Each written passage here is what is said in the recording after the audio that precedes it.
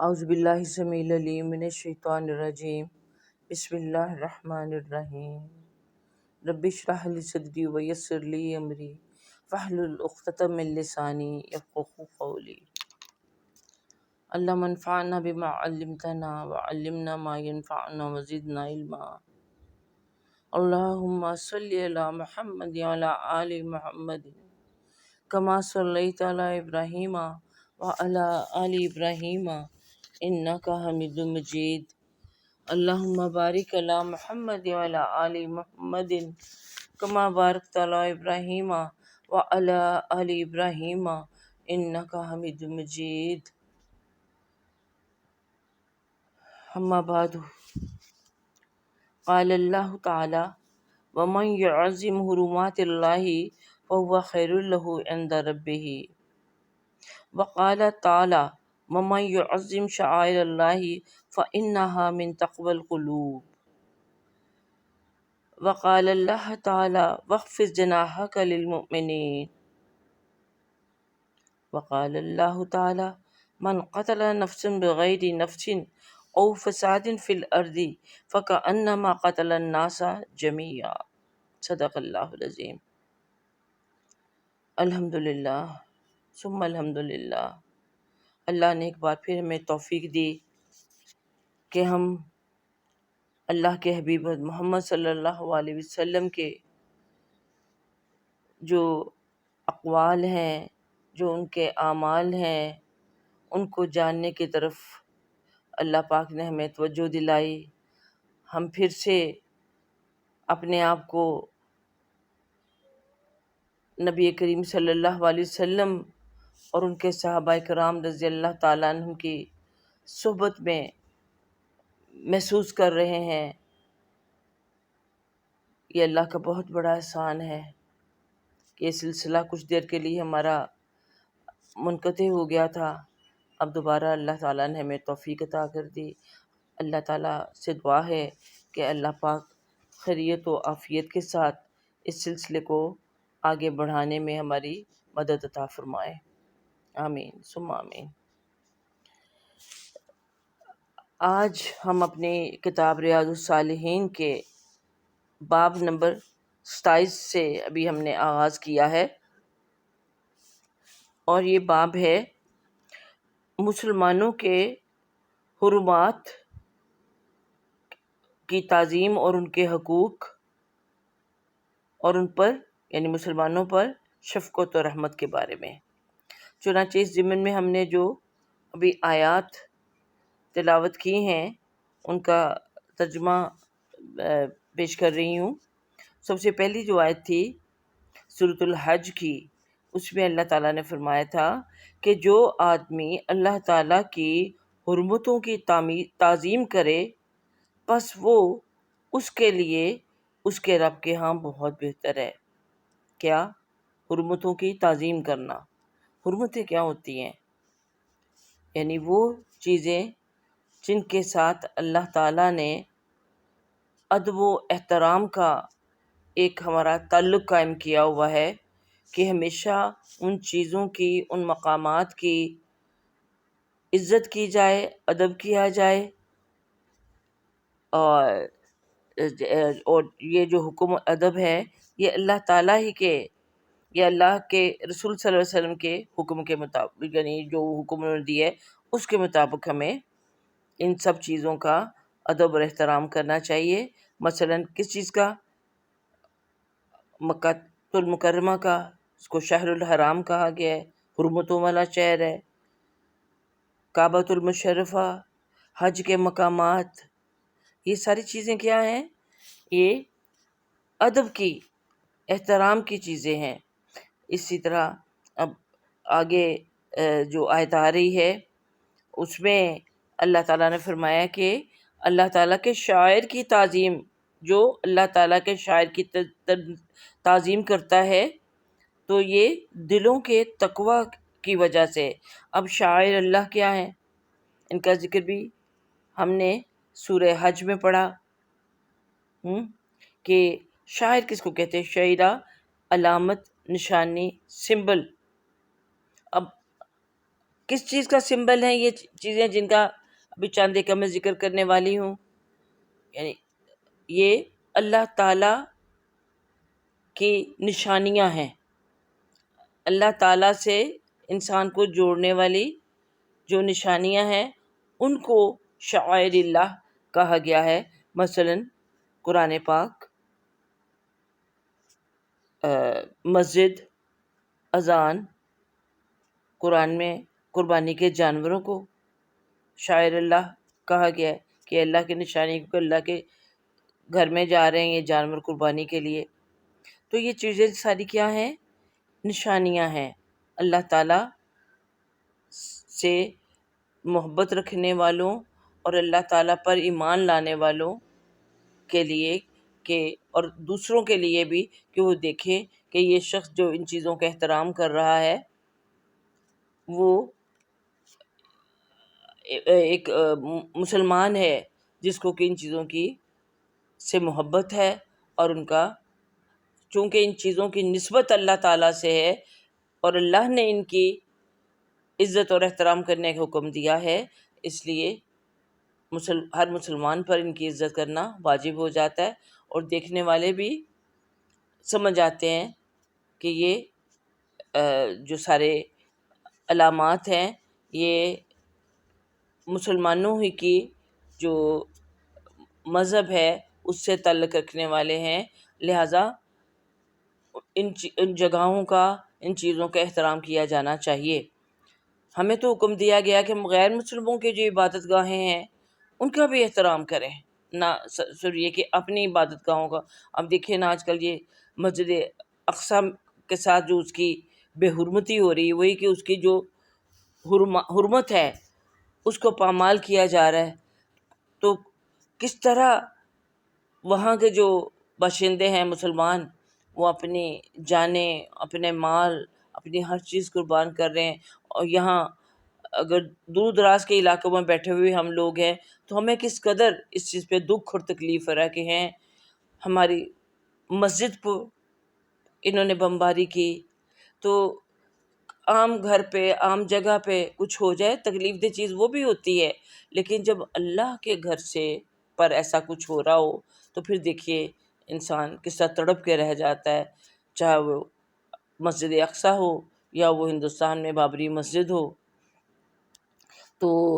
اگلی آیت بھی اب مسلمانوں کے جو حقوق ہیں اور ان پہ شفقت کے بارے میں ہی ہے کہ اللہ تعالیٰ نے فرمایا کہ اپنے بازوؤں کو مومنوں اہل ایمان کے لیے جھکا دینا چاہیے۔ یہ جھکا کے رکھو، یعنی اپنے بازو جھکانا کیا ہوتا ہے؟ جیسے پرندہ اپنے جو اس کے ونگز ہوتے ہیں، اس کے بڑے پر ہوتے ہیں، ان کو اس نے جھکایا ہوتا ہے، تو اس طرح سے اپنے بازوؤں کو جھکا کے رکھو، یعنی انسان کے اندر کسی قسم اس کا یہ ایک مسلمان کے سے اللہ تعالیٰ یہ توقع کرتے ہیں کہ اس کے کسی بھی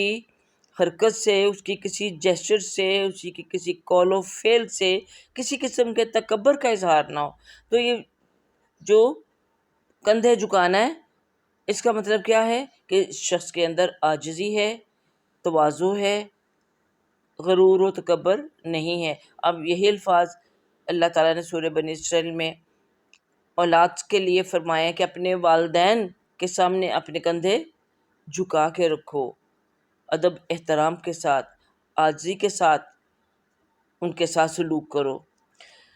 اور پھر ایک آگے، یعنی یہاں مراد یہی ہے کہ ایک مومن جو ہے دوسرے مومن کا خیر خواہ ہے اور اس کے ہم پلہ ہی خود کو سمجھتا ہے، اس کے اندر کوئی یہ نہیں کہ میں کسی بھی لحاظ سے اس سے دوسرے مومن سے اعلیٰ ہوں۔ اب اگلی جو آیت ہے اس میں ہے اللہ تعالیٰ نے فرمایا کہ جس نے کسی جان کو، یعنی کسی شخص کو بھی کی جان کو بغیر کسی جان کے عوض، یعنی بطور قصاص کے، کہ آپ کا کوئی بندہ مار دیا تو اس کے بدلے میں آپ دوسرے کی جان لے سکتے ہیں، حکومت وقت سے استدعا کر کے، ریکویسٹ کر کے، یہ مقدمہ پیش کر کے، تو لیکن اس کے علاوہ یعنی خام خواہی اس نے آپ کا کوئی عزیز قتل نہیں کیا، اس نے کوئی آپ کو نقصان نہیں پہنچایا، لیکن آپ دوسرے کو قتل کر رہے ہیں. جیسے آج کل تو آپ جانتے ہیں کہ اجرتی قاتل بھی مل جاتے ہیں جو پیسے لے کے قتل کر دیتے. تو کسی نے اگر کسی جان کو بغیر کسی جان کے عوض یعنی بطور قصاص یا بغیر ملک میں کوئی فساد برپا کرنے کے قتل کیا، یعنی وہ شخص جو کہ ملک و قوم کا ملت اسلامیہ کا غدار ہو، اس کو بھی قتل کر دیا جانا جو ہے وہ قرآن کے حکموں میں شامل ہے. تو ان دو چیزوں کے علاوہ دوسرے کو اگر کسی شخص نے بھی جان سے مار دیا تو اس نے گویا تمام انسانوں کو قتل کیا، یعنی اس کے دل سے پھر انسانی جان کی حرمت ہی ختم ہو جاتی ہے. وہ تو بس انسان نہ رہا، کوئی جانور ہو گیا. یہ جانور کی بھی کوئی حرمت ہوتی ہے، اس کو بھی راہ جاتے نقصان پہنچانا جو ہمیں اس سے منع کیا گیا ہے. تو آج کل جو حالات ہے، اور ہمیشہ سے ایسا ہوتا چلا ہے کہ انسان کو دوسرے انسان کو گاجر مولی کی طرح کاٹ کے رکھ دیا جاتا ہے.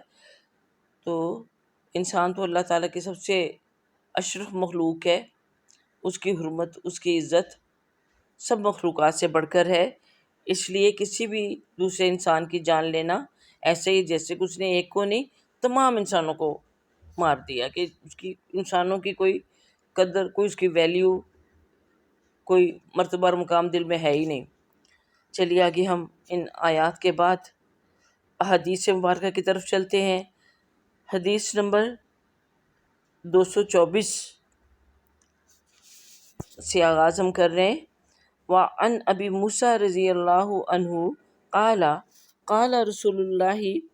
المؤمن للمؤمن کالبنیان یشد بعضہ بعضا وشبک بین اصابعہ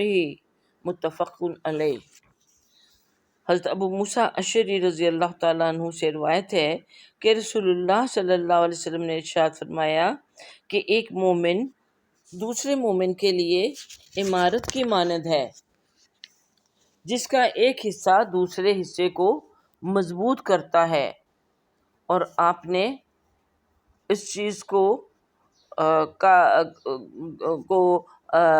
اظہار کرنے کے لیے کہ کس طرح مضبوط کرتا ہے، آپ صلی اللہ علیہ وسلم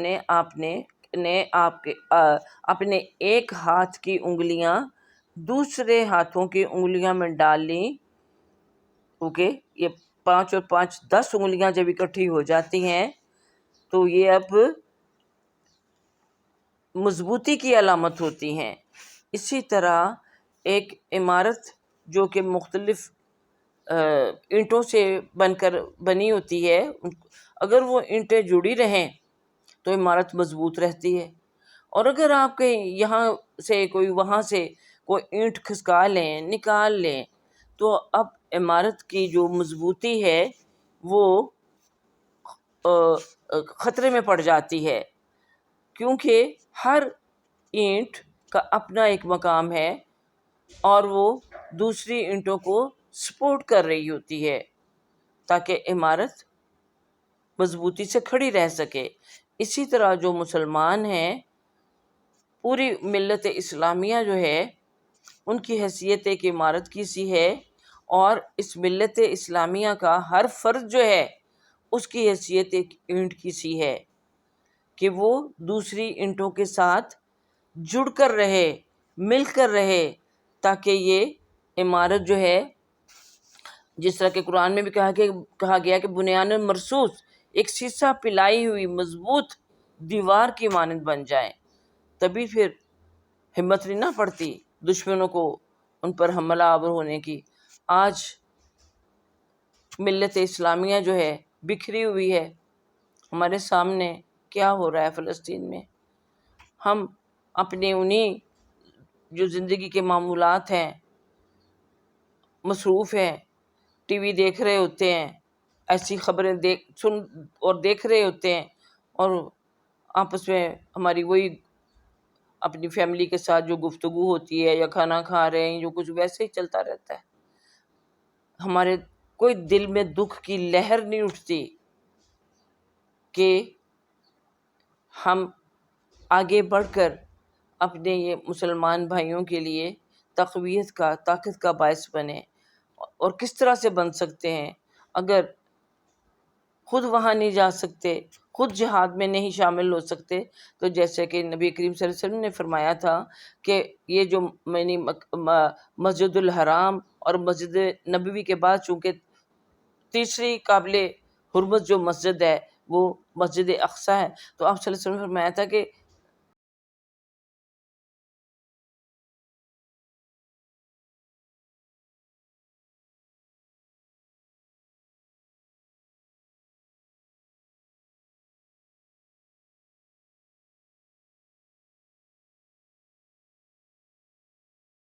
یعنی موقع ملے تو ضرور تم مسجد اقصی میں جا کے نماز پڑھو.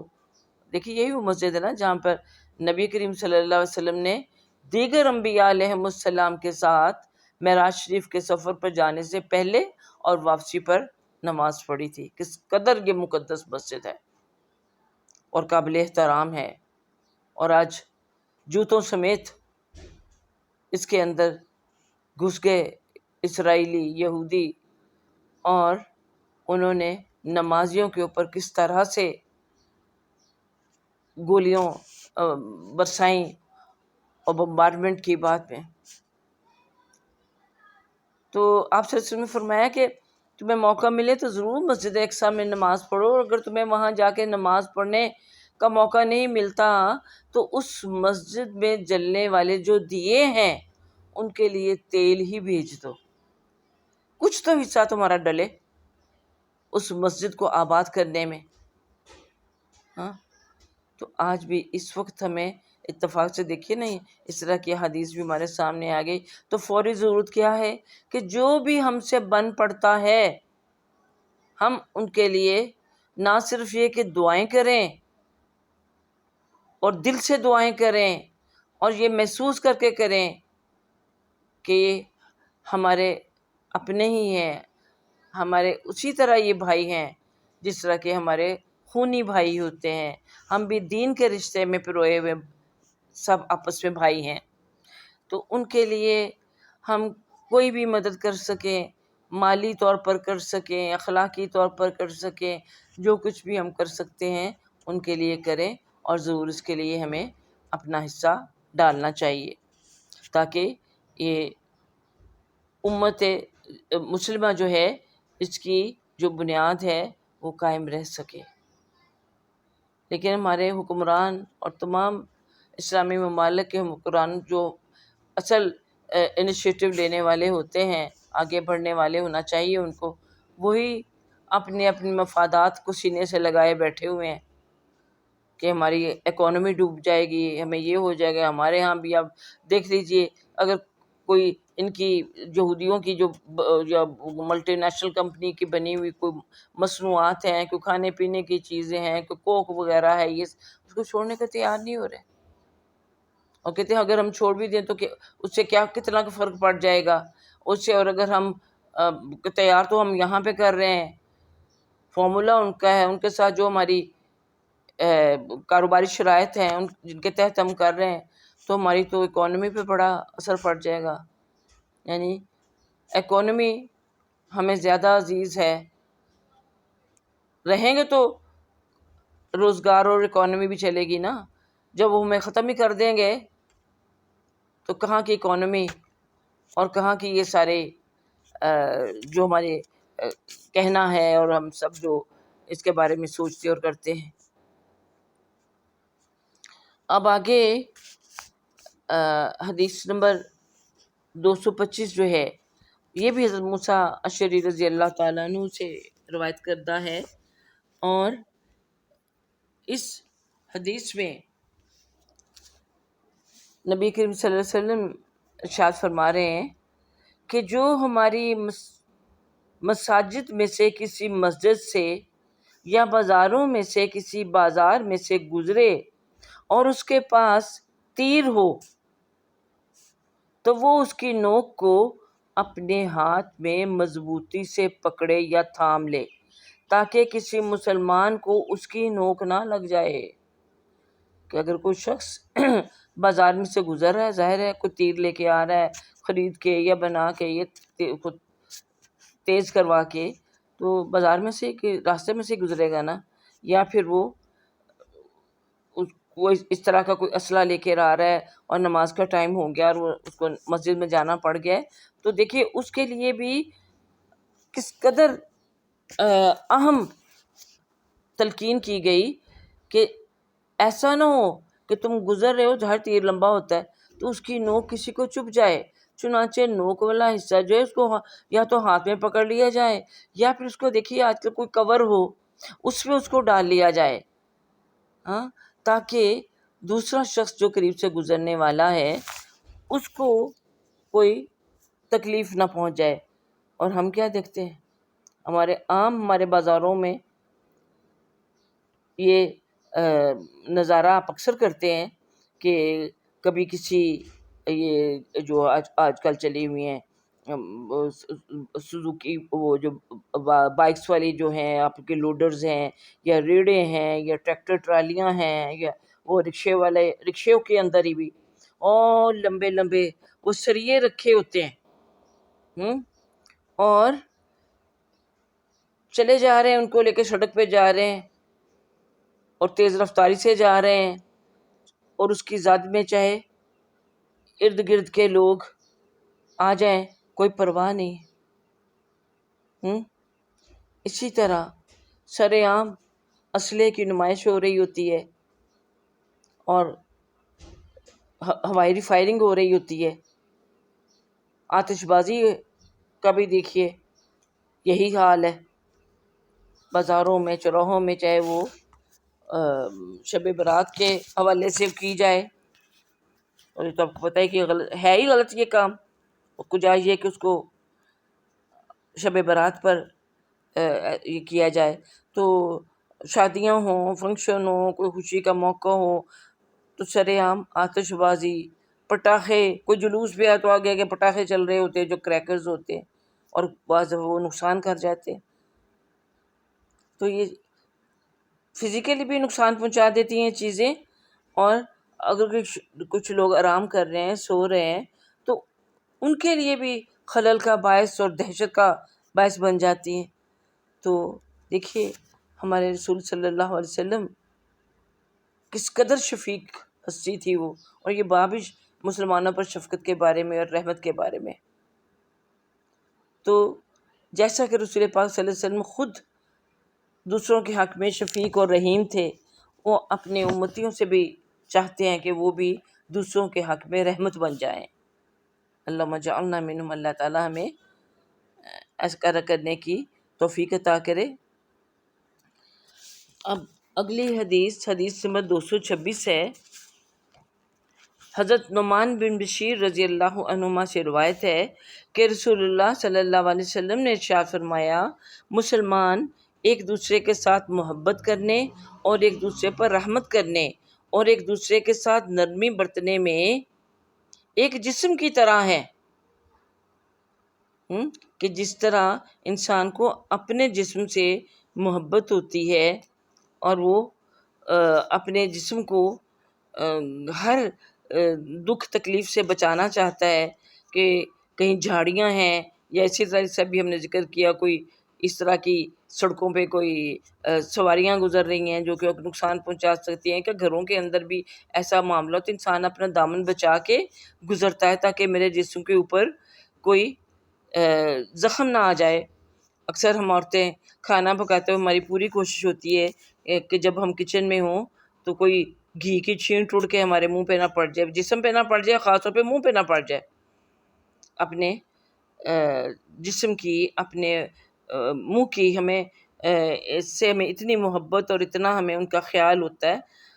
تو جس طرح کہ ہم اپنے وجود سے محبت کرتے ہیں اور اس کے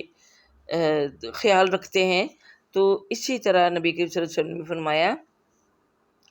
کہ مسلمان جو ہیں ایک دوسرے کے ساتھ محبت کرنے اور ایک دوسرے پر رحمت کرنے اور ایک دوسرے کے ساتھ نرمی برتنے میں ایک جسم کی طرح ہیں، کہ جب اس کا ایک عضو درد کرتا ہے، جسم میں کسی ایک جگہ درد ہوتی ہے تو اس کا سارا جسم بیداری اور بخار میں مبتلا ہو جاتا ہے۔ ذرا تصور کریں جب آپ کے دانت میں درد ہو، آپ کے سر میں درد ہو، کسی جگہ بھی کوئی درد تکلیف ہو، کوئی پیٹ میں کسی قسم کا کوئی مسئلہ ہو، تو انسان کو اس درد کی وجہ سے بخار آنے لگتا ہے، اس کو نیند نہیں آتی۔ تو یہ نہیں کہ اب جس حصے میں درد ہو رہی ہے صرف اسی حصے کو نیند نہیں آتی، یا وہ یا یہ کہ وہ اس کو بے چینی ہے، یا تو بخار ہے، تو سارا جسم مبتلا ہوتا ہے۔ اسی طرح اگر ایک مسلمان کسی تکلیف میں مبتلا ہے تو باقی دنیا بھر کے جو مسلمان ہیں ان کو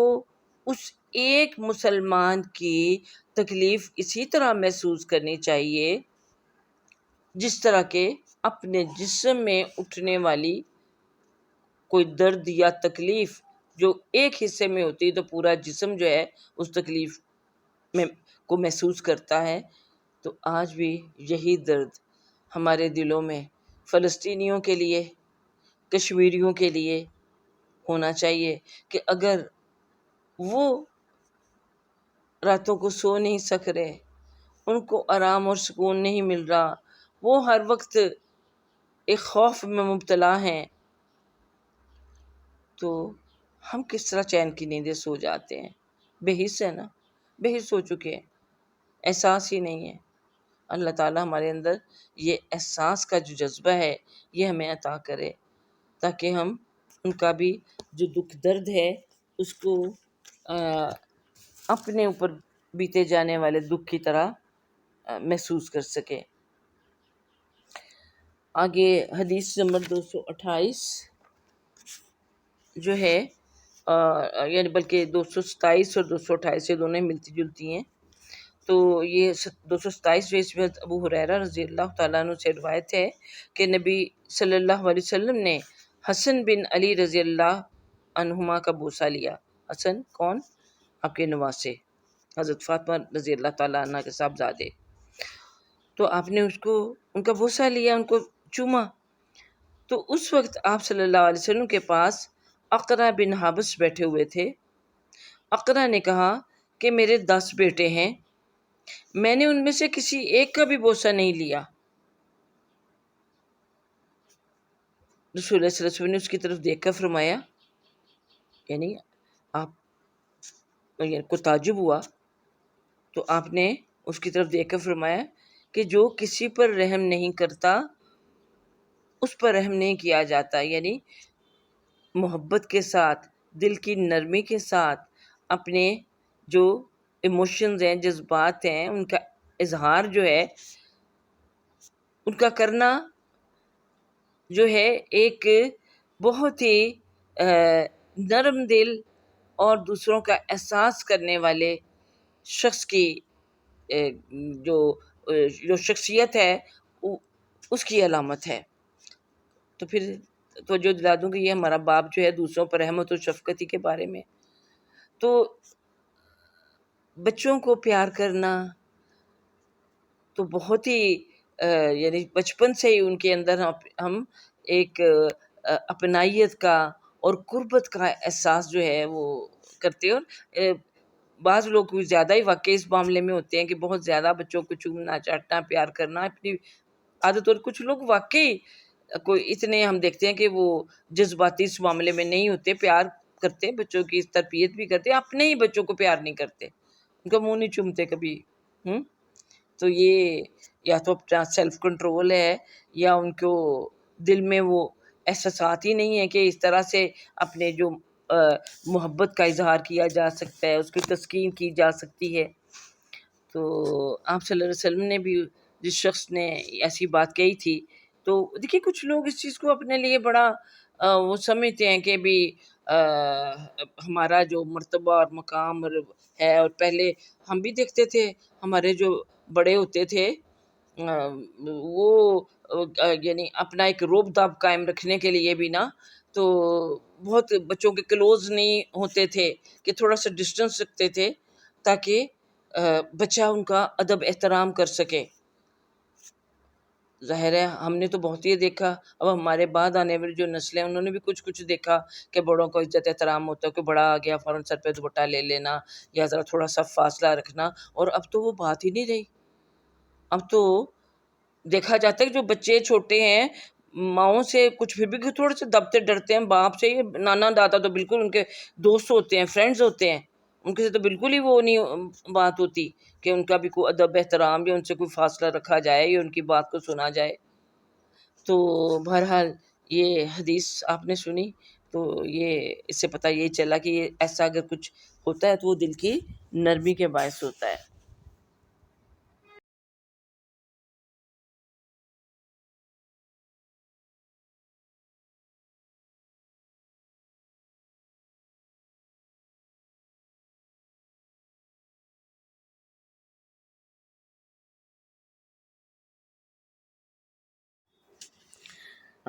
یہ جو حدیث میں 228 جو ہے حضرت عائشہ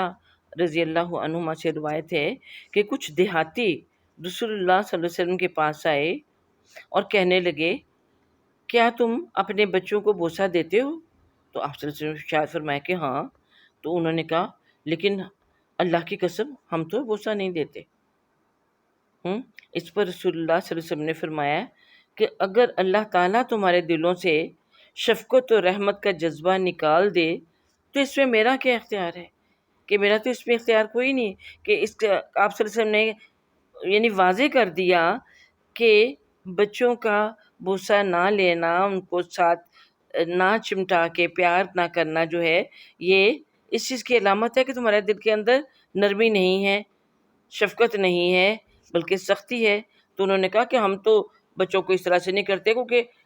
یہی ہمارے ہاں بھی دیکھے کچھ ایسے ہم کہتے ہیں بچوں کو سر پہ چڑھانا ہے، تو اس لیے ان کو واقعی ذرا اپنے سے تھوڑا سا دوری رکھتے ہیں۔ اور اسی طرح دیکھیے ہمارے بعض اوقات ملازم بچے بھی چھوٹے ہوتے ہیں، ہونے تو نہیں چاہیے لیکن ہوتے ہی ہیں، تو ان کو بھی بعض اوقات ان کا کوئی اچھے کام سے دل چاہتا ہے کہ ان کو پیار کریں، ان کو تھوڑا سا بعض اوقات یہی بات ہے کہ بوسہ بھی لینے میں کوئی حرج نہیں ہوتا کہ نرم دل کوئی ان کے مالکن ہو تو اس میں بھی کچھ لوگ بہت ایوائڈ کرتے ہیں کہ نہیں کہ ان کو ہم فاصلہ ہی چاہیے، ان کو سر پہ چڑھانا ہم نے۔ ہاں تو یہ چیزیں سر پہ چڑھانا جو ہے اس حد تک نہ بندہ جائے، لیکن اپنی محبت کا شفقت کا اظہار تو کرے، کم از کم سر پہ ہاتھ پھیر دو، اس کو تھوڑا سا ساتھ لگا لو، تاکہ اس کو بھی یہ احساس ہو کہ وہ انسان ہے اور اسی گھر کا ایک فرد کی حیثیت سے ایک انسان ہونے کے ناطے اس کو بھی اپریشیٹ کیا جا رہا ہے، اس نے اچھا کوئی کام کیا ہے تو۔ یا خاص طور پر جیسے اب عید وغیرہ کا موقع ہوتا ہے تو اس پہ خاص طور پر ان کو ذرا اچھی حالت میں دیکھ کر تو پیار آ ہی جاتا ہے اور آنا چاہیے۔ تو اس میں کس قسم کی جھجک نہیں محسوس ہمیں کرنی چاہیے کہ نہیں ہم کیوں کریں۔ تو اب نبی صلی اللہ علیہ وسلم نے بھی یہ کہا کہ تمہارے دل میں اگر رحمت و شفقت نہیں ہے تو میں کیا کر سکتا ہوں، یہ تمہارے دل کی بات ہے، جو تمہارے دل کا معاملہ ہے، تو میں تو کرتا ہوں پیار بچوں سے۔ اور آپ صلی اللہ علیہ وسلم تو دیکھیے کیسا کیسا پیار کرتے تھے، صرف ایک بوسہ ہی نہیں لیتے تھے، آپ نماز پڑھ رہے ہوتے تھے اور وہ آپ کے اوپر چڑھ جاتے تھے آپ کے نماز سے، اور آپ دونوں بچوں کو اپنے بیٹھے ہوتے تھے دونوں زانوؤں پہ بٹھا لیتے تھے۔ تو ان بچوں کو پیار کرنا، ان سے کھیلنا، ان کی دل جوئی کرنا، دل لگی کرنا، یہ تو اچھی عادات میں بھی شامل ہیں، اور پھر اس سے آپ کی جو رحمت و شفقت ہے اس کا بھی ظاہر ہوتا ہے۔ آیت نمبر حدیث نمبر آگے 229 آگئی، اور یہ حضرت جریر بن عبداللہ رضی اللہ عنہ سے روایت ہے کہ رسول اللہ صلی اللہ علیہ وسلم نے ارشاد فرمایا کہ جو لوگوں پر رحم نہیں کرتا اللہ بھی اس پر رحم نہیں فرماتا۔ بہت دفعہ یہ آپ نے چھوٹی سی حدیث جو ہے سنی پڑی ہوئی ہے، تو اب دیکھیے یہاں پر بھی اس کا ذکر آ گیا کہ اگر انسان اللہ کی مخلوق پر لوگوں پر رحم نہیں کرتا، ان کے ساتھ رحمت و شفقت کا برتاؤ نہیں کرتا، تو پھر اللہ تعالیٰ بھی ایسے لوگوں پر رحم نہیں کرتا اور ان کو رحمت کی نظر سے نہیں دیکھتا۔ تو اگر ہم چاہتے ہیں کہ اللہ تعالیٰ کی رحمت کی نظر ہم پر یعنی ہمیں اللہ کی رحمت کی نظر کے مستحق ہو جائیں، تو ہمیں ضرور اللہ کی مخلوق کو رحمت اور شفقت سے دیکھنا چاہیے اور ان پر رحم کرنا چاہیے، تاکہ اللہ تعالی ہم پر رحم کرے۔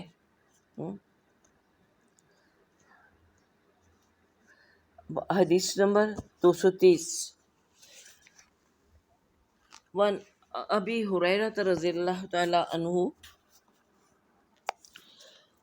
تو ابو ہریرہ رضی اللہ عنہ سے روایت ہے کہ رسول اللہ صلی اللہ علیہ وسلم نے ارشاد فرمایا، جب تم میں سے کوئی شخص لوگوں کو نماز پڑھائے تو اسے چاہیے کہ وہ ہلکی نماز پڑھائے، اس لیے کہ ان نمازیوں میں کمزور، بیمار اور بوڑھے بھی ہوتے ہیں، اور جب خود اپنی نماز پڑھے یعنی اکیلا تو جتنی چاہے نماز لمبی کرے۔ اب دیکھیے یہ بھی نبی کریم صلی اللہ علیہ وسلم کی ایک رحمت کا انداز ہے کہ دنیا کے کام تو ایک طرف رہ گئے کہ اب جو عبادات ہیں اور خصوصی طور پر جو نماز جو کہ فرض عبادت ہے، اس میں بھی فرمایا کہ جب تم میں سے کوئی شخص نماز پڑھا رہا ہو یعنی امامت کر رہا ہو نماز کی، تو اسے چاہیے کہ وہ ہلکی یعنی نماز پڑھائے، یعنی جو قرات ہے وہ زیادہ لمبی نہ کرے، اوکے؟ زیادہ لمبی قرات کرنے سے جو ظاہر مقتدی ہیں ان کو بھی تو اتنی دیر ہی کھڑا رہنا پڑتا ہے نا جتنی دیر وہ قرات چل رہی ہو، اور خصوصاً دیکھیے اب فجر کی نماز میں لمبی قرات ہوتی ہے، اور اسی طرح عشاء اور مغرب میں بھی یہ جو نمازیں ہیں ان میں بھی قرات ہوتی ہے اتنی لمبی جتنی کہ فجر کی۔ بعض اوقات آپ نے بھی نوٹ کیا ہوگا ہماری مساجد میں تو ہمیں ذرا کم کم ہی اتفاق ہوتا ہے خواتین کو کہ فجر کی نماز جا کے پڑھیں اپنی نمازوں میں، تو آپ حرم شریف میں دیکھ لیجئے، یا ابھی بھی آپ ٹی وی میں بھی اگر یہ مباشر کو حرم شریف کی نمازیں جو ہوتی ہیں اگر وہ دیکھ رہے ہیں فجر کی نماز کو اتفاق ہو، تو آپ دیکھتے ہیں کہ بہت لمبی عموماً قرات کی جاتی ہے، اور بڑا اچھا لگ رہا ہوتا ہے۔ گھر بیٹھ کے سننا تو ظاہر اچھا ہی لگتا ہے، لیکن کھڑا ہونا پڑے، اور وہاں لوگ کھڑے ہوتے ہیں، اور جو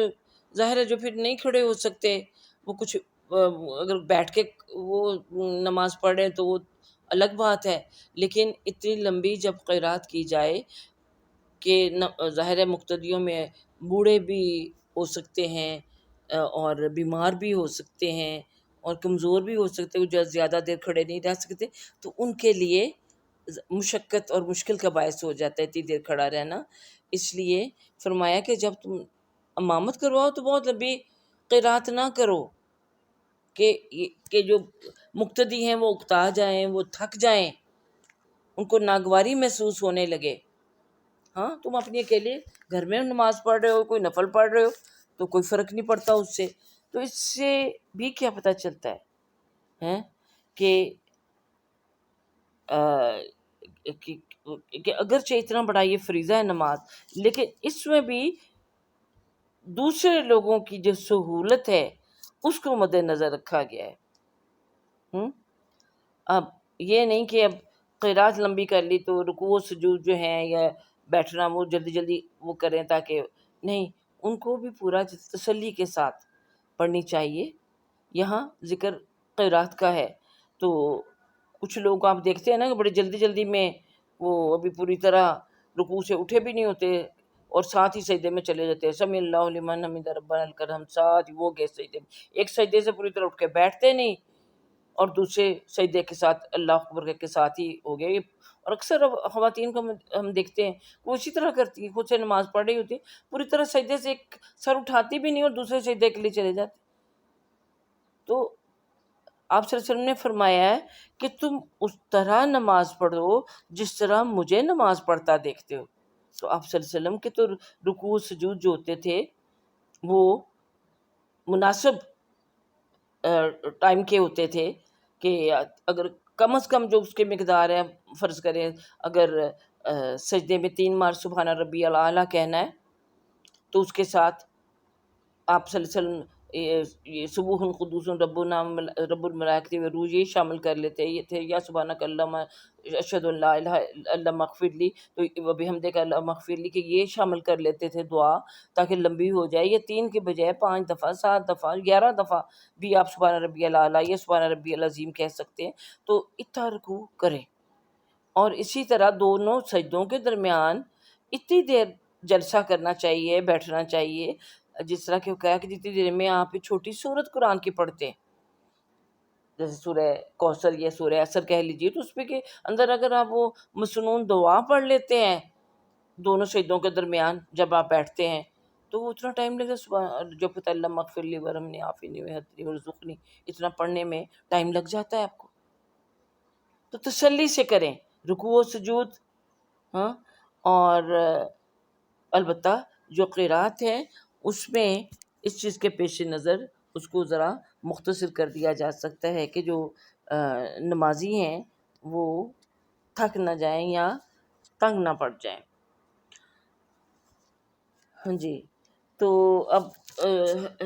حدیث نمبر 231 جو ہے یہ بھی اسی سے ملتی جلتی ہے.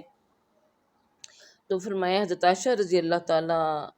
عنہما سے روایت ہے کہ رسول اللہ صلی اللہ علیہ وسلم بعض اوقات ایسا عمل چھوڑ دیتے جب کہ اس کا کرنا آپ صلی اللہ علیہ وسلم کو پسند ہوتا. مگر کیوں چھوڑتے؟ اس خدشے سے کہ لوگ بھی اس کو پابندی سے کرنے لگیں اور پھر وہ ان پر فرض کر دیا جائے. دیکھیے کیسے رحیم اور شفیق تھے اللہ کے رسول صلی اللہ علیہ وسلم اپنے امتیوں کے لیے، کہ آپ کو اچھا لگتا ہوگا کہ آپ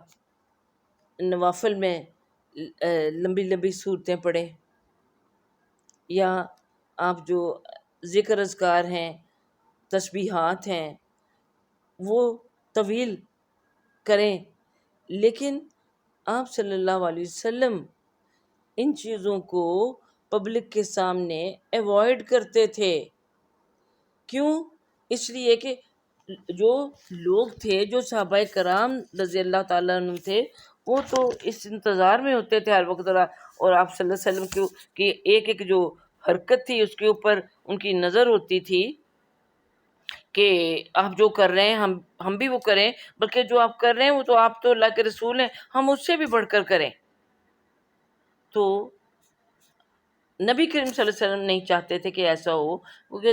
کجا یہ کہ اللہ کے رسول صلی اللہ علیہ وسلم، ان کے آگے بھی ایک حدیث ہے کہ جو اللہ نے، اگلی حدیث یاری ان کو جو روحانی طاقت دی ہوئی تھی وہ عام شخص پہ تو نہیں ہے. اب جو صحابہ کرام کو اللہ تعالیٰ نے روحانی طاقت دی ہوئی تو ہم میں وہ چیز نہیں ہے. تو اس وقت آپ صلی اللہ علیہ وسلم نے ان چیزوں کو ایوائڈ کیا. مثلا ہم دیکھیں تراویح کا ہمارے سامنے مسئلہ آ جاتا ہے کہ 20 پڑھنی چاہیے کہ 8 پڑھنی چاہیے یا کتنی پڑھنی چاہیے، تو آپ صلی اللہ علیہ وسلم نے کتنی پڑھی تھیں. تو اس کا بھی مسئلہ یہ ہے کہ آپ صلی اللہ علیہ وسلم نے امت کی سہولت کے لیے اس کو لگاتار نہیں پڑھا. پورے رمضان کے مہینے میں قیام اللیل کی تو اپنے طور پر نفلی طور پر جو کرے سو کرے، لیکن مسجد میں آ کے آپ نے پورا رمضان نہیں پڑھائی اور صرف 3 دن نماز پڑھائی. پھر لوگ انتظار کرتے رہ گئے کہ آپ صلی اللہ علیہ وسلم آئے نہیں. تو آپ اس لیے نہیں آئے کہ اگر میری ذوق و شوق اتنا تھا صحابہ کرام میں پڑھنے کا کہ میں اگر لگاتار آیا اور صحابہ کو بھی یہ بات پسند آ گئی تو اللہ تعالیٰ کہیں اس کو فرض ہی نہ کر دے، یا جتنی میں اگر زیادہ 20 پڑھا رہا ہوں یا لمبی پڑھا رہا ہوں تو کل کو یہ نہ پڑھا سکے تو یہ مشکل میں پڑ جائیں گے.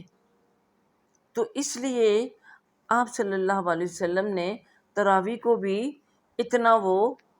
اہمیت نہیں دی. چنانچہ آج بھی ہم پڑھتے، یہ سنت ہے تراویح جو ہے، آپ یعنی پڑھی تو صحیح ہے آپ نے، اس لیے سنت کہہ سکتے ہیں. کچھ لوگ اس کو نوافل کے درجے میں لے آتے کہ ہے یہ قیام اللیل، آپ اٹھ کے تہجد کے وقت پڑھیں یا آپ پہلے پڑھ لیں، وہ الگ مسئلے ہوتے ہیں. بتانا یہاں مقصود یہ ہے کہ آپ صلی اللہ علیہ وسلم کو اپنی امت کی جو سہولت تھی وہ اتنی عزیز تھی، اور کہ آپ ان کے اوپر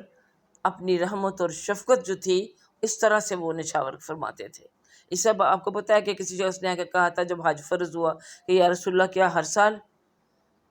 ہمیں حج کرنا ہوگا؟ آپ صلی اللہ علیہ وسلم خاموش رہے. پھر اس نے یہی سوال کیا، 3 بار سوال کیا، تو آپ صلی اللہ علیہ وسلم نے فرمایا کہ اگر میں کہہ دیتا کہ ہاں، تو کیا تم میں سے ہر بالغ شخص اس کی اہلیت رکھتا ہے کہ وہ ہر سال حج کے لیے چلا جائے؟ تو اور یا اللہ کی طرف سے حکم آ جاتا کہ ہاں، کہ وہی نازل ہو جاتی، تو پھر تم اس لیے بہت ٹو میں نہ لگو، ان چیزوں کے پیچھے مت لگو. تو یہاں سے ہمیں یہی پتہ چل رہا ہے کہ آپ صلی اللہ علیہ وسلم نے اس طرح کی جو نفل عبادات ہیں ان کو بہت کثرت کے ساتھ یا بہت لمبا اس کو نہیں پڑھا. دیکھیے ہم لوگ ہزار کی 500 کی تسبیحاں بنائی ہوتی ہیں. آپ صلی اللہ علیہ وسلم کا کوئی بھی عمل 3 5 7، کوئی بہت بڑا کر 70 کا کہہ دیا یا 100، اس سے آگے تعداد نہیں بڑھتی کہ آپ صلی اللہ علیہ وسلم نے کہی ہو کہ یہ کرو. اس لیے ہمیں بھی اپنے آپ کو یہ جو وظائف وغیرہ ہیں یا نوافل ہیں اس کی مشقت میں نہیں ڈالنا چاہیے. اور اسی طرح ہم نے صلاۃ التسبیح کو فرض کا درجہ جیسے دے رکھا، اور خاص طور پر رمضان میں. تو نبی کریم صلی اللہ علیہ وسلم نے اپنے چچا کو یہ نماز سکھائی تھی، اور ہمیں یہ پتہ بھی نہیں چلتا کہ آپ نے خود پڑھی بھی تھی کہ نہیں پڑھی تھی. اس لیے ہمیں نفل جو چیزیں ہیں ان کو ان کے درجے پر اور فرائض کو ان کے درجے پر رکھنا چاہیے.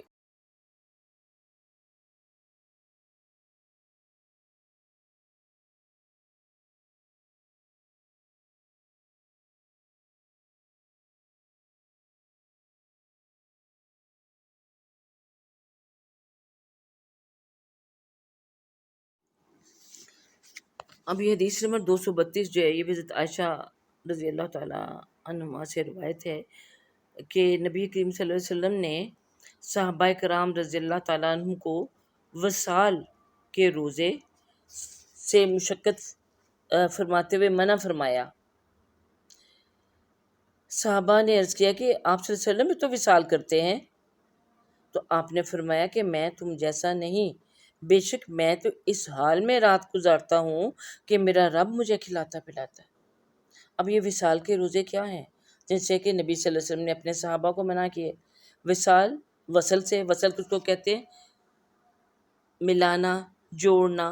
تو نبی اکرم صلی اللہ علیہ وسلم لگاتار روزے رکھتے تھے، اس کو وصال کے روزے کہتے ہیں، یعنی بغیر ناغہ کیے. اس طرح آپ کو پتہ کہ اپنا شبان میں بھی آپ نے خود امت کو منع کیا کہ روزے نہ رکھیں شبان میں، خاص طور پر 15 شبان کے بعد، لیکن خود آپ صلی اللہ علیہ وسلم رکھتے تھے. اب کیا وجہ تھی وہ یہاں پر بیان فرمائی گئی ہے. تو آپ نے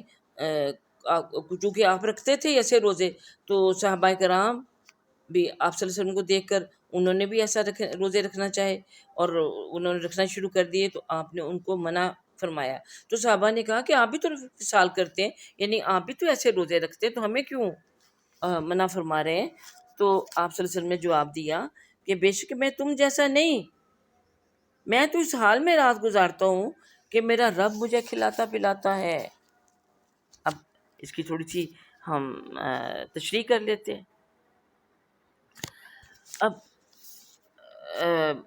ظاہر ہے ہر ایک نارمل انسان جو ہوتا ہے اس کو کھانے پینے کی ضرورت ہوتی ہے. کھانا پینا نہ ہو تو اس کے اندر دنیا کے کام تو کہیں رہ گئے، عبادت کے لیے بھی انرجی نہیں اس کو میسر ہوتی. اب رمضان میں بھی ہمارے ساتھ ایسے ہی معاملہ ہے نا، ہم افطار کرتے ہیں اور افطار کے بعد بھی ہماری کوشش ہوتی ہے کہ ایک دفعہ کچھ نہ کچھ اور تھوڑا بہت کھا پی لیا جائے. تو پھر سحری میں بھی ہم پیٹ بھر کے کھاتے ہیں، اس لیے تاکہ ہمارے سارا دن ہم نے کچھ نہیں کھانا پینا ہوتا، تو وہ انرجی جو ہے ہم ریسٹور کر لیتے ہیں، اپنے اندر جمع کر لیتے ہیں، جو کہ سارا دن ہمارے کام آتی ہے. یہ تو عام انسان کی ضرورت ہے. اور صحابہ کرام رضی اللہ تعالیٰ عنہ کے اندر بھی دیکھیے، جیسے چلیے پہلے اپنا دیکھیں کہ ہمارے اندر بھی اب روزہ ہم جب رکھتے ہیں تو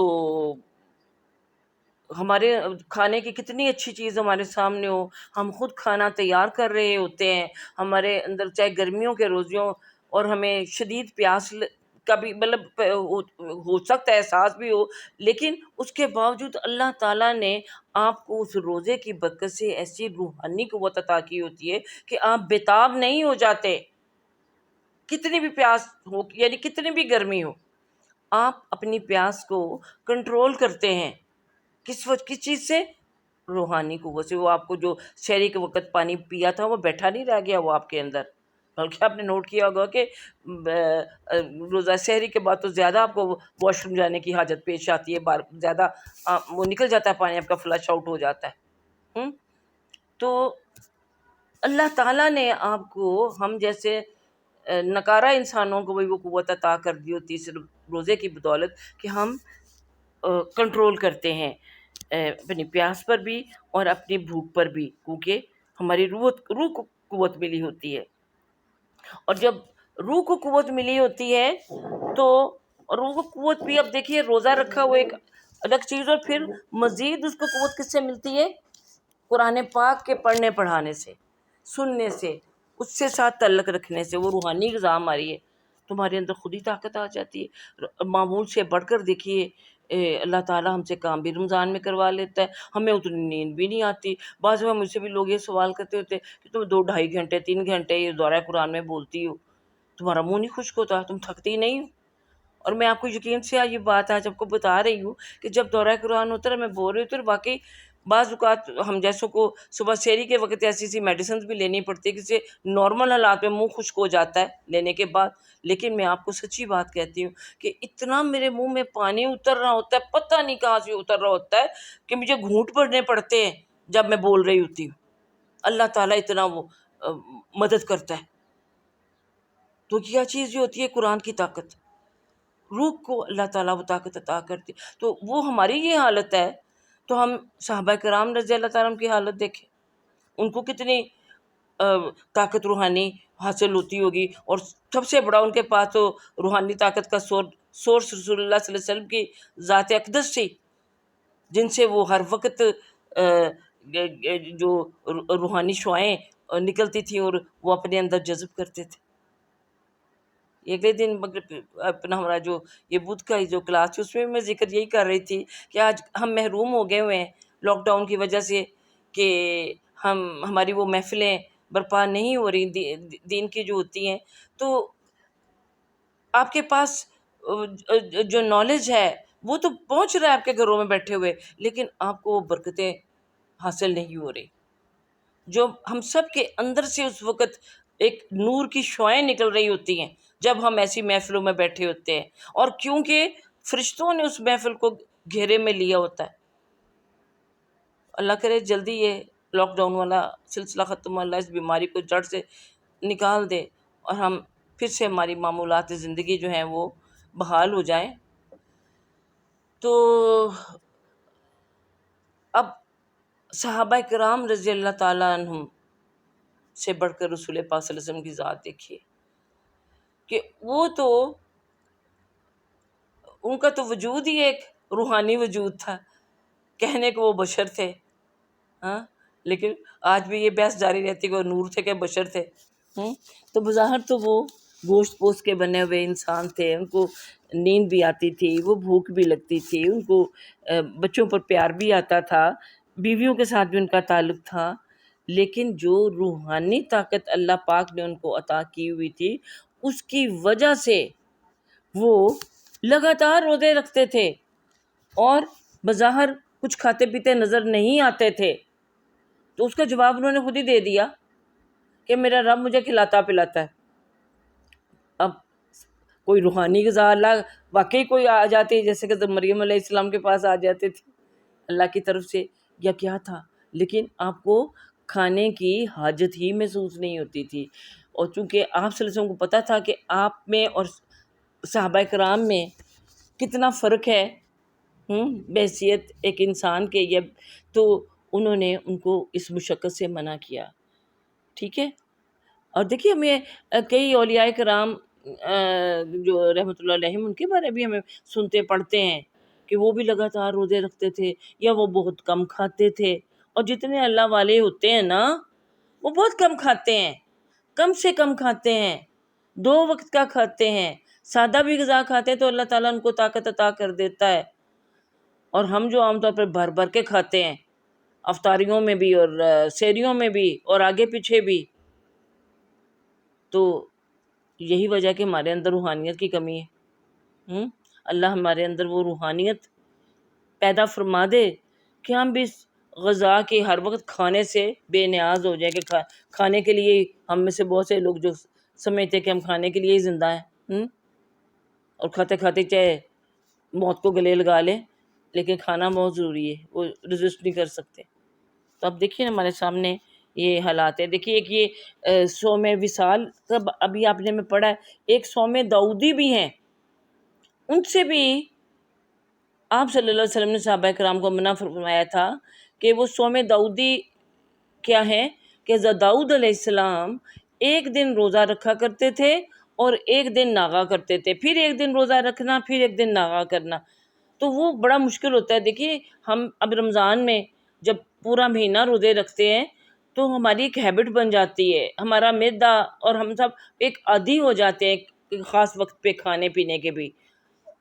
چاہیے تو یہ کہ بعد میں بھی ہم اپنی ہیبٹ کو برقرار رکھیں، 2 وقت کی کھائیں، لیکن ہم تو ایسے چھٹتے ہیں چاند رات سے ہی، اور عید کے دن ساری کسریں نکال دیتے ہیں کھانے پینے کی اور کھلانے کی. تو یہ ہمارا اسلامی دستور تو نہیں ہے نا، اور نہ ہونا چاہیے. تو اپنے آپ کو ہمیشہ سادہ غذا، کم غذا پہ لے کے آئیے، اور آپ کی غذا خود ہی کم ہو جاتی ہے جب آپ کو اللہ تعالیٰ روحانی غذا بہم پہنچانا شروع کرتا ہے. پھر اس میں بھوک پیاس سے انسان کوئی فیلنگ ہی نہیں ہوتی کہ بھی کھانے کا ٹائم نکل رہا ہے، یہ ہو رہا ہے. عبادات میں جب انسان لگا ہوتا ہے، اللہ کے جو بندے ہیں مخلوق کے کاموں میں ان کی بھلائی کے لیے کچھ، تو یہ اللہ تعالیٰ ہم سب کو یہ شوق اور یہ جذبہ عطا کرے. تو اب یہ بات آپ کو کلیئر ہو گئی کہ یعنی نبی صلی اللہ علیہ وسلم کا اللہ کے ساتھ یعنی خصوصی تعلق جو تھا روحانیت کا، اس کی وجہ سے آپ لگاتار روزے رکھتے تھے. اب دیکھیے نا شروع میں ہی تو نبوت کے بعد کی بات کر رہے ہیں کہ نبوت سے پہلے بھی جب آپ غار حرا میں جاتے تو کئی دن آپ وہاں پر کیا لے کے جاتے تھے، اور کیا ان کی زوجہ محترمہ خدیجہ الکبریٰ وہاں پہنچاتی تھی؟ پانی، چند کھجوریں، ستو. اور یہ دیکھیے صحابہ کرام تھے نا، غزوہ تبوک پر گئے ہیں، اتنے تنگ دستی کا عالم تھا وہ، جس کو کہا جیش الاسرا کہا گیا اس غزوہ کو، کہ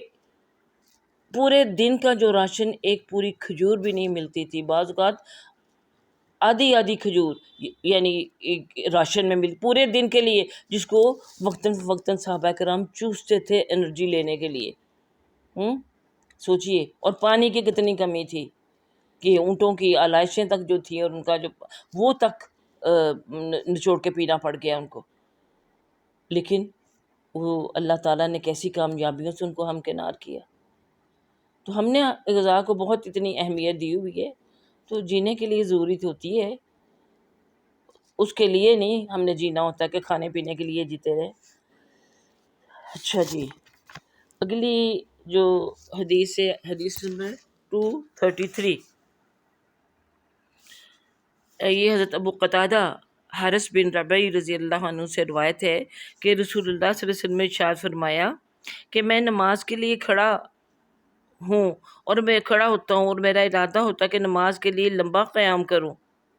پس میں بچے کے رونے کی آواز سنتا ہوں تو نماز کو مختصر کر دیتا ہوں، اس بات کو ناپسند کرتے ہوئے کہ اس کی ماں کے لیے مشقت پیدا کروں، کہ اس کی ماں تنگ ہو کہ نہ وہ نماز توڑ سکتی ہے، نہ بچے کو چپ کرا سکتی ہے. تو میں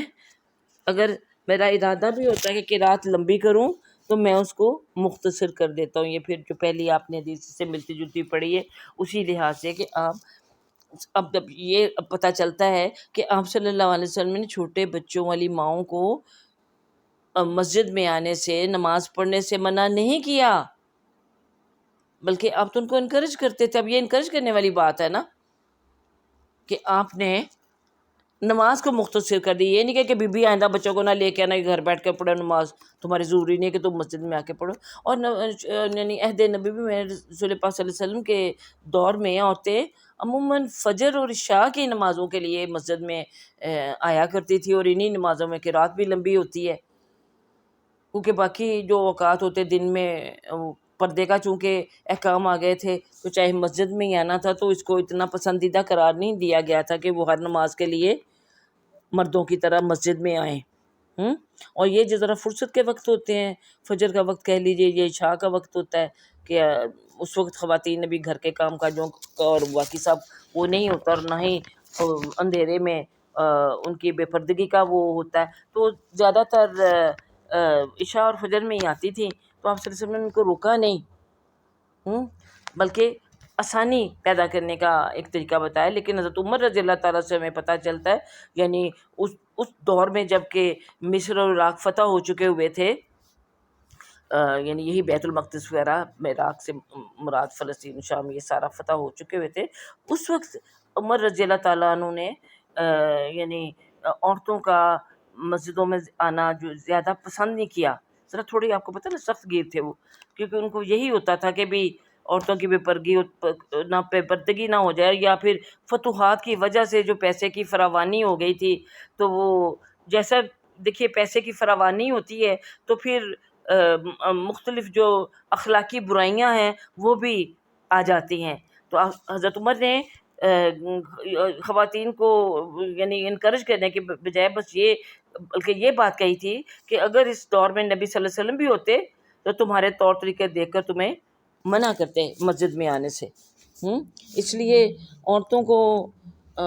مسجد میں جانے سے منع بھی نہیں کیا گیا ہوا, لیکن بہت زیادہ اس کو انکریج بھی نہیں کیا گیا, ان کو فرض بھی نہیں کیا گیا کہ وہ ضرور آئے. دیکھیں نا کتنی بڑی بات ہے کہ مردوں کے اوپر تو نماز باجماعت فرض ہے کہ ہر نماز کی مسجد میں ہے, عورتوں کے لیے ایمان تازہ ہوتا ہے, اچھا لگتا ہے وہ جائیں, اس جماعت کا حصہ بنے, لیکن سہولت کے مطابق. ٹھیک ہے.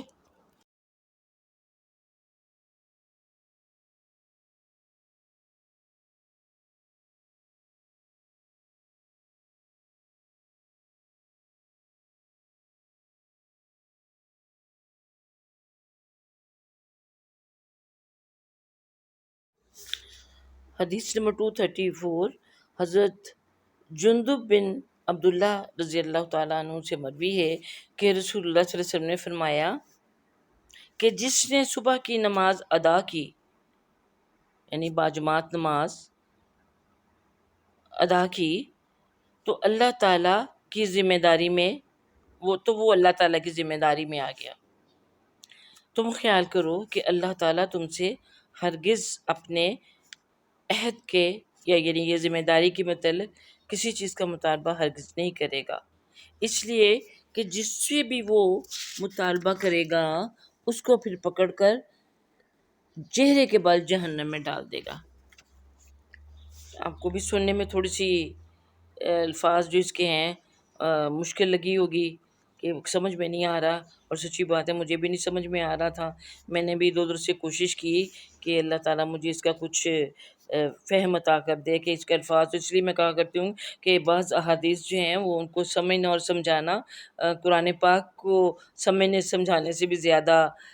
مشکل بعض دفعہ محسوس ہوتا ہے. اللہ کرے کہ میں جو سمجھ پائی ہوں میں آپ تک بھی پہنچا دوں. تو بات یہ ہے کہ آپ صلی اللہ علیہ وسلم نے فرمایا کہ جیسے صبح کی یعنی فجر کی نماز ادا کی تو اب وہ اللہ تعالیٰ کی ذمہ داری میں آ گیا. اللہ کے ذمہ لفظ بھی یہی ہے,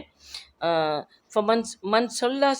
صلاۃ الصبح وہو فی ذمۃ اللہ, تو وہ اللہ کے ذمے میں آ گیا. اب اللہ کی ذمہ داری میں آ گیا. اب ذمہ داری کیا ہوتی ہے, یعنی ایک کمٹمنٹ ہوتی ہے, ایک عہد ہوتا ہے. اللہ تعالیٰ نے جو اس بندے نے نماز ادا کی تو نماز ادا کرنے سے اب وہ گویا کہ اللہ تعالیٰ کے ساتھ اس کی ایک کمٹمنٹ ہو گئی, اور بلکہ اللہ کی اس کے ساتھ ایک کمٹمنٹ ہو گئی کہ وہ اللہ اس کو اب بخش دے گا اور اس کو رحم فرمائے گا. تو کیونکہ صبح کی نماز فجر کے لیے جانا مردوں کے لیے بھی دیکھ لیجئے کہ گھروں سے نکل کر بستر چھوڑ کر ٹائم لگانا اور اپنے آپ کو فریش کرنا اور مسجد تک جانا چل کے نماز پڑھنا, اور عورتوں کے لیے بھی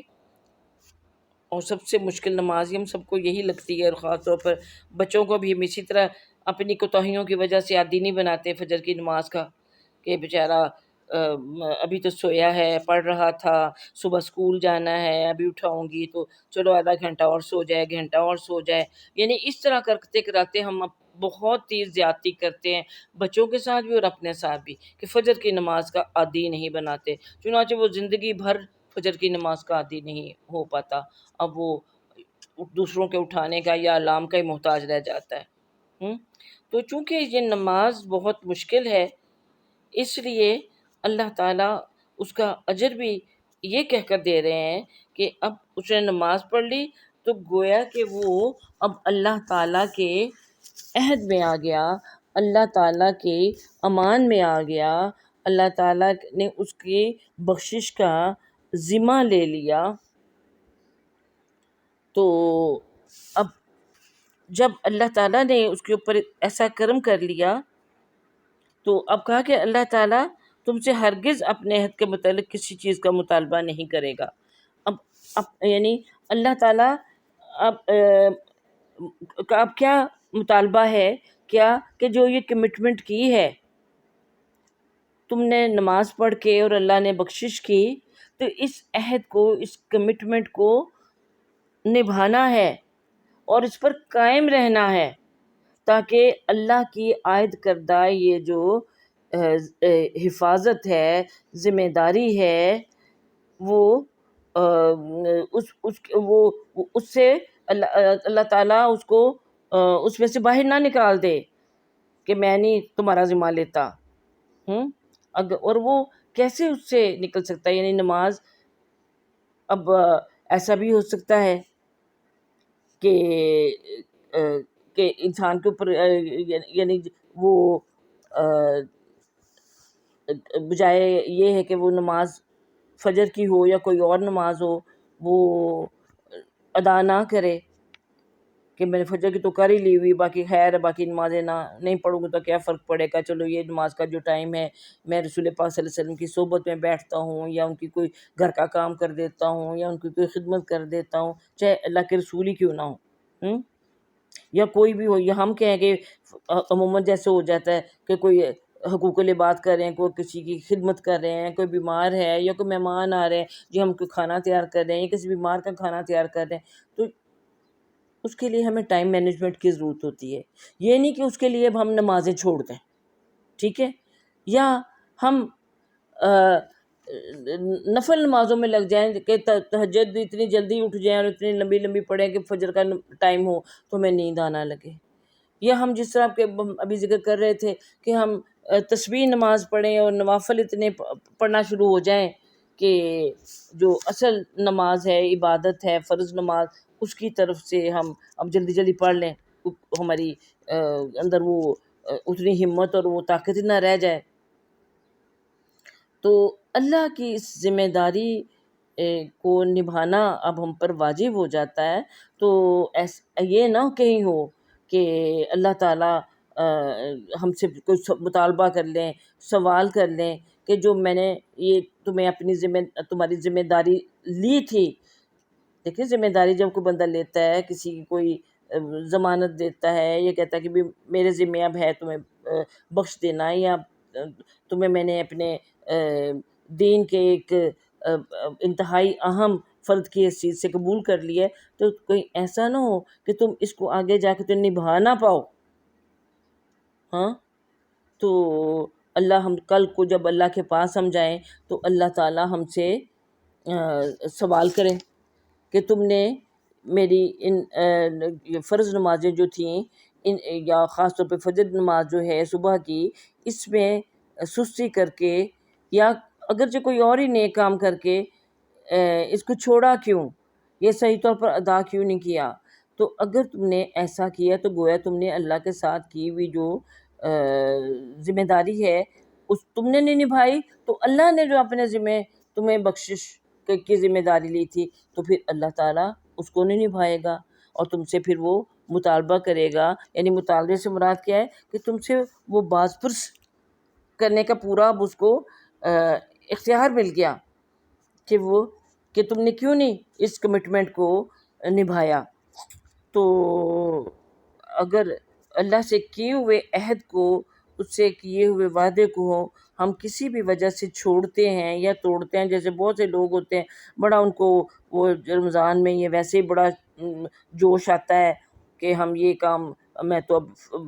فلاں نفل نماز چھوڑوں گی، میں کبھی کوئی فرض نماز جو ہے وہ نہیں چھوڑوں گی، میں تو کبھی آگا پیچھا نہیں کروں گی، تو بڑے اپنے آپ سے وعدے وعید ہوتے ہیں، اور رمضان میں بھی ہوتے ہیں، لیکن ہوتا کیا ہے پھر وہی زندگی کی معمولات آ جاتے ہیں، سب کچھ چھوڑ چھاڑ دیتے ہیں۔ تو اچھا کام شروع کر کے اللہ خوش ہوتا ہے تو ہمیں اپنی امان میں لے لیتا ہے، لیکن جب ہم اس کام کو چھوڑ دیتے ہیں تو پھر اللہ کا پورا حق ہے کہ ہم سے پوچھے کہ تم نے کیوں یہ چھوڑا، اور پھر اللہ کو پورا حق ہے کہ اس کو نہ نبھانے کی وجہ سے اٹھا کے اوندھے منہ جہنم میں ڈال دے۔ اللہ ہم سب کو محفوظ رکھے، تو اللہ تعالیٰ اپنے پناہ میں ہمیں لیے رکھے اور اپنی امان میں ہمیں لیے رکھے۔ تو چلیے آج اس پہ ہی ہم آج اختتام کرتے ہیں اپنی اس بیان کا۔ اللہ تعالیٰ ہر طرح خیر و عافیت رکھے۔ اگلی دفعہ انشاءاللہ تعالیٰ یہ پورا جو باب ہے اس کو مکمل کرنے کی کوشش کریں گے۔ تو دعا کر لیتے ہیں کہ اللہم صلی علی محمد النبی الامی وعلی آل محمد، اللہم صلی علی محمد وعلی اہل بیتہ وعلی ازواجہ وذریتہ کما صلیت علی آل ابراہیم انک حمید مجید، وبارک علی محمد وعلی اہل بیتہ وعلی ازواجہ وذریتہ کما بارکت علی ابراہیم انک حمید مجید۔ اللہم انی اسألک انی اشہد انک انت اللہ لا الہ الا انت، لا الہ الا انت الاحد الصمد الذی لم یلد ولم یولد ولم یکن لہ کفوا احد۔ اللہم لا الہ الا انت المنان بدیع السماوات والارض ذا الجلال والاکرام، یا ذا الجلال والاکرام، یا ارحم الراحمین، یا اللہ، یا رحمان، یا رحیم، یا ارحم الراحمین۔ اے اللہ ہم سب پر جو اس احادیث مبارکہ کے بیان کو سنانے والے ہیں، اپنی رحمتوں کا نزول فرما، اور اے اللہ پاک تمام امت مسلمہ پر اپنے رحمتوں اور برکتوں کا نزول فرما، خاص طور پر اے اللہ تعالیٰ اہل فلسطین پر، اہل کشمیر پر اللہ اپنی خصوصی رحمتیں نازل فرما۔ اللہ تیرے دین کی خاطر وہ جس طرح ستائے جا رہے ہیں، جو قربانیاں دے رہے ہیں، اے اللہ تعالیٰ ان کی اس قربانیوں کو قبول فرما لے، اور اے رب العالمین تو جو ان کے شہداء ہیں ان کو جنت کے اعلیٰ مقامات عطا فرما دے، اور اے اللہ پاک جو ان کے لواحقین ہیں ان کو صبر کی توفیق عطا فرما، ان کو نیکیوں میں آگے بڑھنے کی توفیق عطا فرما، وہ ایسے نسلیں آگے بڑھانے کا باعث بنے جو تیرے دین کی خاطر اپنے بڑوں سے بھی بڑھ کر قربانیاں دینے والے ہوں اور جذبہ جہاد سے سرشار ہوں۔ اے اللہ تعالیٰ تو ہمارے بچوں کو بھی جذبہ جہاد اور شوق شہادت عطا فرما، آج وہاں کل وہاں، اور کوئی پتہ نہیں کہ ہمارے ساتھ بھی آنے والے دنوں میں کیا ہونے والا ہے۔ یہ سب کچھ جو ہے اے اللہ آپ کے حبیب حضرت محمد مصطفیٰ صلی اللہ علیہ وسلم نے جو قرب قیامت کی جو پیشن گوئیاں کی ہوئی ہیں، یہی لگتا ہے کہ ان کے آغاز ہو گیا ہے۔ یہ اس سلسلے کی پہلی کڑیاں ہیں جن سے وہ ملحمۃ العظمیٰ جو ہے، وہ ایک بڑی جو لڑائی ہے جس کا آپ صلی اللہ علیہ وسلم نے خبر دی ہے، اس کا آغاز ہو گیا ہے۔ اور اے اللہ ہمیں